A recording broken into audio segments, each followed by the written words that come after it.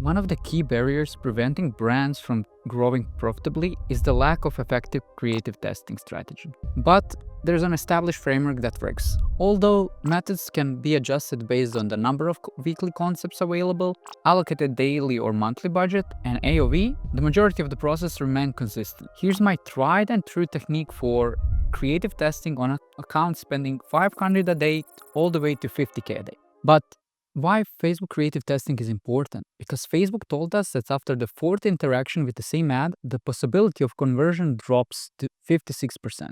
That's why we need new creative winning ads to fuel our ad account. So let's start by covering the technical stuff. All testing is conducted with my best performing audience in the ad account, which is usually broad audience. It may be in 1 out of 10 ad accounts, this might be an interest tag, and I carry all of the tests with that audience, but as I said, in majority of the ad accounts, it is broad. I exclude existing buyers because my goal is to always reach new customers. To ensure that, I exclude both Purchase Pixel 180-day audience as well as the sync list of buyers from Klaviyo. It's like having a double protection. Now, am I using ABO or CBO?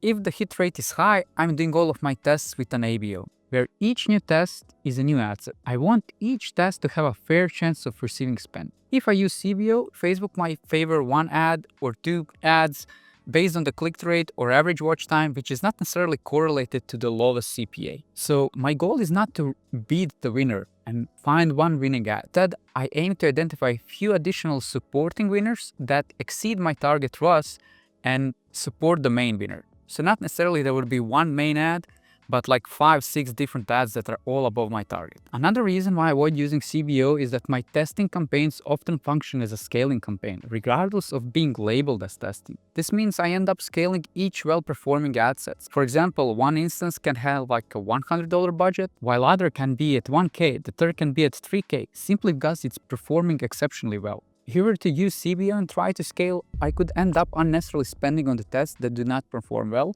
and I would not have control over the budget, but I want my budget always to be tied to the performance. My tests are usually grouped per angle, for example, anti-aging, anti-acne, concepts like product demonstration video or unboxing video or us versus them image, or creator, let's say girl A, girl B, girl C. Each test is in its own ad set. It's important to mention that I do not test just one variation of the concept, because relying on one variation is like a hit or miss approach.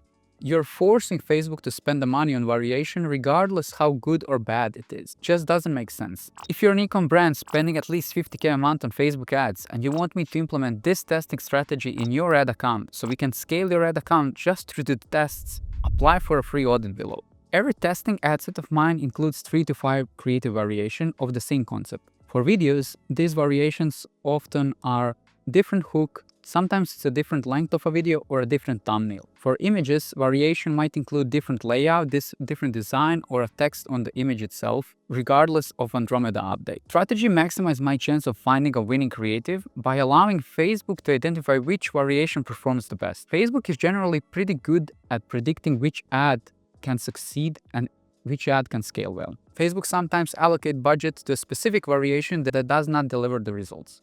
In those rare cases, I turn off the ad receiving most of the spend and allow some other ads to get some exposure. Another thing important to mention is that every ad has the same ad copy, same headline, same landing page, and same call to action button. The only difference is the creative itself.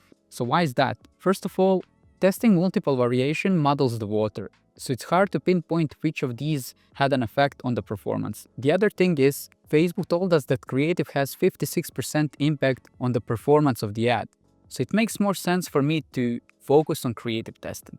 In terms of the timing, I'm launching all of my tests on the same day of the week. Usually it's Wednesday or Thursday. I found that Monday and Tuesday performance is the worst performing days for most brands, so it doesn't make sense for me to launch any tests during that period. To maximize success, we let our ads run through the weekend, which is usually the best performing period. On Monday, I analyze all the tests and determine the next steps. So by Friday, I first check all the early performance, I let them run through the weekend, then on Monday, I do a full dive. This was super simple breakdown of my creative testing. There's a lot more to uncover beyond this. Are you interested in some additional guidance? Let me know in the comments. Or you cannot wait and you want me to kickstart your testing strategy in your ad account, book a call with me below. We work with brands spending at least $50K a month. If you're not there yet, subscribe to the channel and stay updated with some additional free insights around the Facebook ads. See you guys.